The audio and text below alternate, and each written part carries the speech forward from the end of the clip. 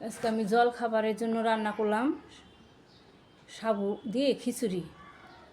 এই সাবু খিচুড়িটা করার জন্য আমার লাগছে মুগের ডালটা একটু হালকা ভাজে নিছি আমি, আর লাগছে গাজর, লাগছে আপনার ছোটো ছোটো করে আলু, আর লাগছে মিষ্টি কুমড়া। এই সব কিছু আমি কিন্তু ছোটো ছোটো করে গুট গুট করে কাইটে নিছি। হ্যাঁ, আর ফোড়নে দিছি আমি 5 ফোড়ন, তারপর শুকনো লঙ্কা, এলাচ, দারচিনি সব কিছু দিয়া আমি এই খিচুড়িটা ভালো করে কষিয়ে নিব। এই চাউলের খিচুড়ির মতোই এই সাবুদানার খিচুড়িটা, নিরামিষ রান্না করতেছি আমি। এই সাবুদানার খিচুড়ি, এটার মধ্যে কোনো পেঁয়াজ রসুন দেওয়া যাবে না, এটা শুধু নিরামিষ রান্না করলেই ভালো লাগে।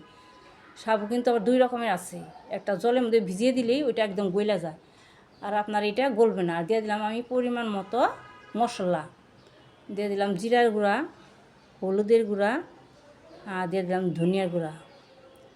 সব মশলা দিয়ে আমি আবার এই খিচুড়িটা মশলার সাথে কষিয়ে নিব। তারপর দিয়ে দিচ্ছি কাঁচা লঙ্কা।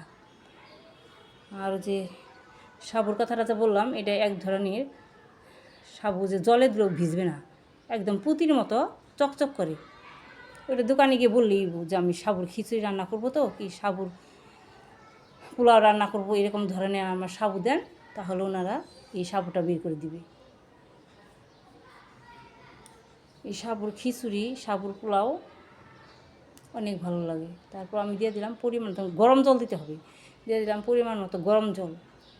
আমি সাবু নিছি 1 কাপ, আর ডাল নিছি, ডালে চাইলে আমি 1 কাপ পরিমাণ সাবু আর মুগের ডাল দিয়ে 1 কাপ পরিমাণের সব কিছু নিছি। নিয়ে আমি সব কিছু ভালো করে কিন্তু ধুয়ে নিছি, দিয়ে যে রান্না করতেছি আবার ঢাইকা দিতে হবে। ঢাইকা দিলে কি আপনার সাবুটা তাড়াতাড়ি সিদ্ধ হয়ে যায়, সবজি দিয়েও সিদ্ধ হয়ে যাইব, সবই একসাথে সিদ্ধ হয়ে যাবে। আর নামানোর আগে দিয়ে দিতে হবে আমার ঘি আর গরম মশলা।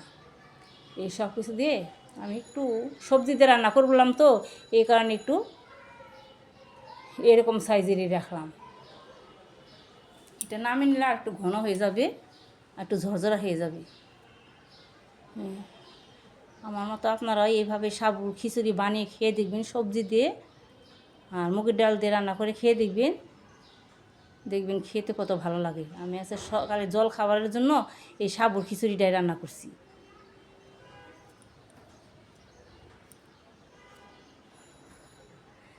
আমার এই সাবুর খিচুড়ি ভিডিওটা যদি ভালো লেগে থাকে, তাহলে আমার পেজটি সাবস্ক্রাইব করে আমার ভিডিওতে একটা লাইক করবেন।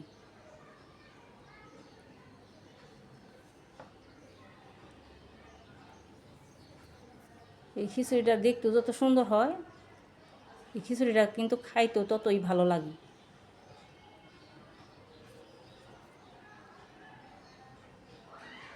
আবার আমি আরেক চুলায় আবার ডিমও বসিয়ে রাখছি দুপুরে রান্না করার জন্য। দুপুরে আমি ডিমের তরকারি রান্না করব। আমার ডিমটাও প্রায় সিদ্ধ হয়ে গেছে, আর এদিকে আমার খিচুড়িটাও হয়ে গেল।